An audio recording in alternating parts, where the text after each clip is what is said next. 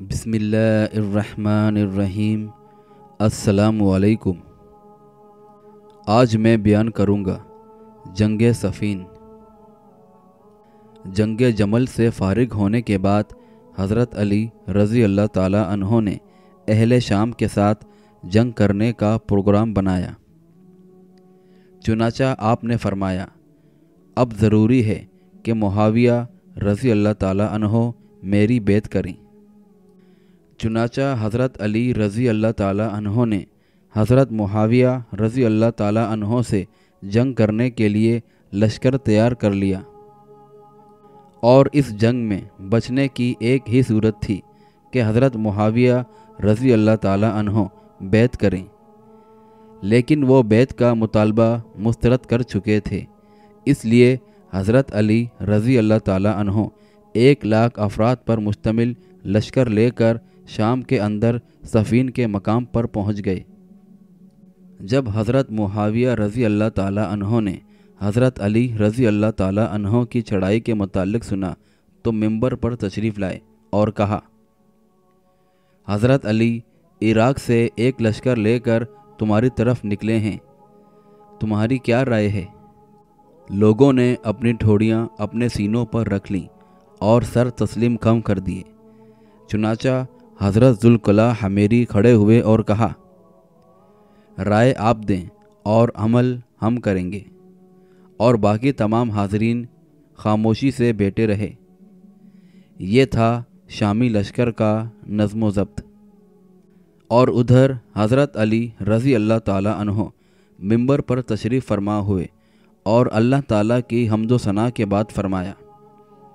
معاویہ شام سے ایک لشکر لے کر تمہاری طرف آ رہے ہیں، تمہاری کیا رائے ہے؟ تو جواباً پوری مسجد شور شرابے سے بھر گئی اور کچھ کہنے لگے، امیر المومنین مشورہ یہ ہے، اور کچھ کہتے ہیں امیر المومنین مشورہ وہ ہے۔ حضرت علی رضی اللہ تعالی عنہ ان کے شور شرابے کی وجہ سے ان کی کوئی بات سمجھ نہ پا رہے تھے۔ جب شور شرابہ زیادہ ہوا تو آپ منبر سے اتر آئے اور ان اللہ و ان الیہ راجعون پڑھنے لگے، اور وہ تھا حال اہل شام کا، اور یہ تھی کیفیت اہل عراق کی۔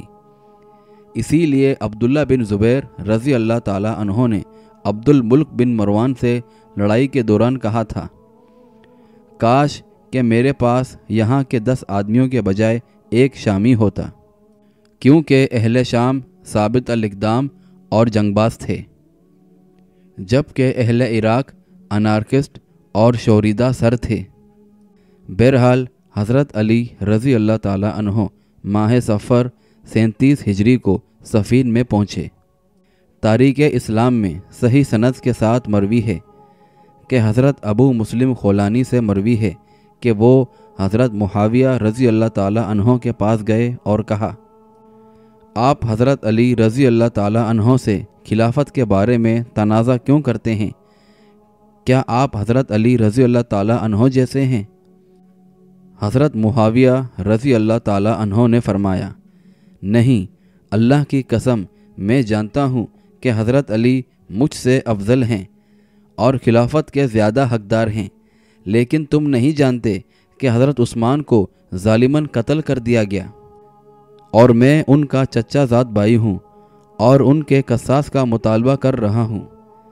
تم حضرت علی کے پاس جاؤ اور انہیں کہو کہ وہ قاتلین عثمان کو میرے حوالے کر دیں، اور میں یہاں کا انتظام ان کے سپرد کر دوں گا۔ چنانچہ وہ حضرت علی رضی اللہ تعالی عنہ کے پاس گئے اور ان سے بات چیت کی، لیکن انہوں نے قاتلین عثمان کو ان کے سپرد کرنے سے انکار کر دیا۔ حضرت معاویہ رضی اللہ تعالی عنہ اپنے آپ کو خلیفہ نہیں کہتے تھے، اور نہ کبھی آپ نے حضرت علی رضی اللہ تعالی عنہ سے خلافت کے معاملے میں جھگڑا کیا۔ اور جب ان میں جنگ صفین ہوئی اور پھر تحکیم پر اتفاق ہو گیا تو حضرت علی رضی اللہ تعالی عنہ نے اس موقع پر یہ عبارت لکھی۔ یہ تحریر ہے جس کے مطابق امیر المومنین علی رضی اللہ تعالی عنہ نے معاویہ بن ابو سفیان رضی اللہ تعالی عنہ سے معاہدہ کیا ہے۔ تو اس پر حضرت معاویہ نے کہا امیر المومنین کا لفظ نہ لکھو، اگر میں آپ کو امیر المومنین تسلیم کر لیتا تو آپ کی بیعت کر لیتا اور آپ سے جنگ نہ کرتا،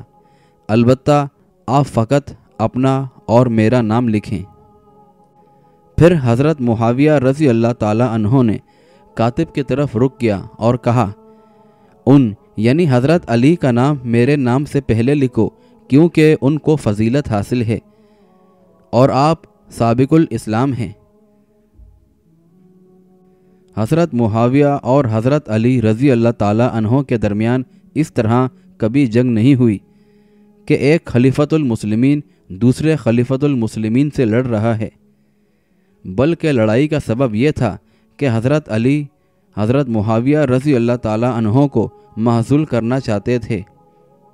اور حضرت معاویہ اپنی معزولی کو اس وقت تک قبول کرنے پر تیار نہ تھے جب تک ان کے چچا زاد بھائی کے قاتلوں سے انتقام نہ لے لیا جائے یا وہ آپ کو سپرد نہ کر دیے جائیں، ورنہ خلافت کے موضوع پر ایسا کوئی تنازع نہ تھا جس کا چرچا کیا جا رہا ہے۔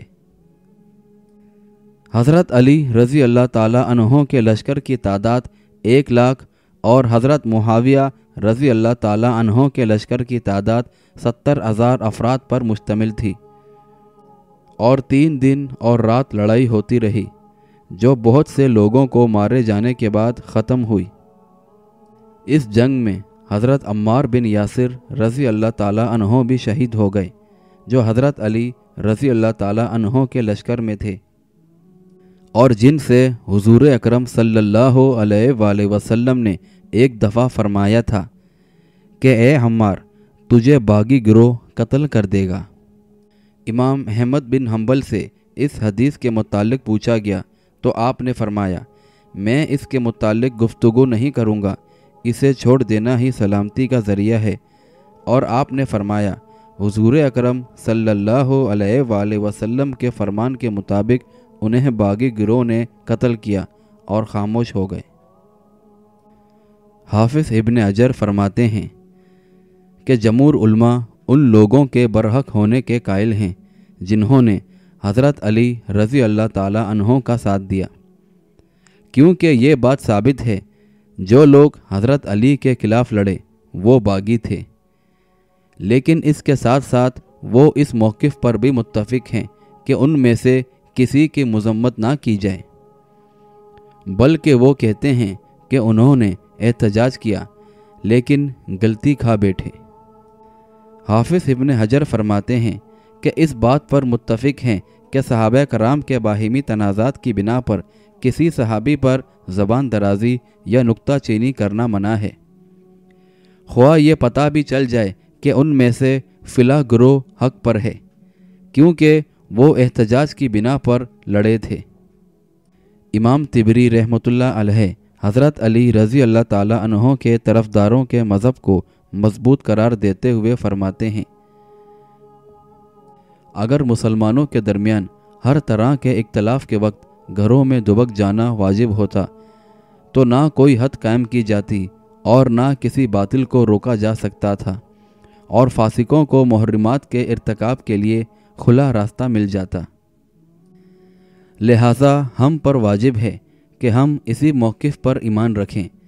کہ حضرت طلحہ اور زبیر رضی اللہ تعالی عنہ اور حضرت عائشہ صدیقہ رضی اللہ تعالی عنہ، اسی طرح حضرت علی رضی اللہ تعالی عنہ اور ان حضرات کے طرفدار محض احتجاج کی بنا پر لڑے، کیونکہ صورتحال بڑی پرفتن تھی اور خاص طور پر معرکہ جمل کے لیے کوئی تیار نہ تھا اور نہ ہی وہ لڑنا چاہتے تھے۔ امام ابن تیمیہ رحمۃ اللہ علیہ فرماتے ہیں اگر کوئی کہنے والا کہے حضرت علی رضی اللہ تعالی عنہ نے ان سے لڑائی میں پہل کی تو اسے جواب دیا جائے گا کہ انہوں نے حضرت علی رضی اللہ تعالی عنہ کی بیعت اور ان کی اطاعت سے انکار کرنے میں پہلو تہی کی، اور آپ کو حضرت عثمان رضی اللہ تعالی عنہ کے قتل میں شریک اور ظالم ٹھہرایا، اور ان کے متعلق جھوٹی شہادت قبول کی، کیونکہ اہل شام میں یہ بات مشہور کر دی گئی کہ کہ حضرت علی رضی اللہ تعالیٰ عنہ قاتل عثمان رضی اللہ تعالیٰ عنہ پر راضی تھے، اور اہل شام کے ہاں یہ جھوٹی شہادت 4 وجوہات کی بنا پر سند قبولیت حاصل کر گئی تھی۔ پہلی یہ کہ امیر المومنین سیدنا عثمان رضی اللہ تعالیٰ عنہ کے قاتلین سے انتقام نہ لینا، اور دوسری جنگ جمل، اور تیسری مدینہ منورہ کو چھوڑ کر کوفہ کو دارالخلافہ بنانا، جبکہ کوفہ قاتلان سیدنا عثمان رضی اللہ تعالیٰ عنہ کی چھاونی تھی، اور چوتھی حضرت علی رضی اللہ تعالیٰ عنہ کے لشکر میں ان لوگوں کا موجود ہونا جو قتل سیدنا عثمان رضی اللہ تعالیٰ عنہ میں ملوث تھے۔ ان 4 وجوہات کی بنا پر شام کے ان پڑھ عوام کو شک ہو گیا کہ سیدنا عثمان رضی اللہ تعالیٰ عنہ کے قتل میں حضرت علی رضی اللہ تعالیٰ عنہ کا ہاتھ ہے،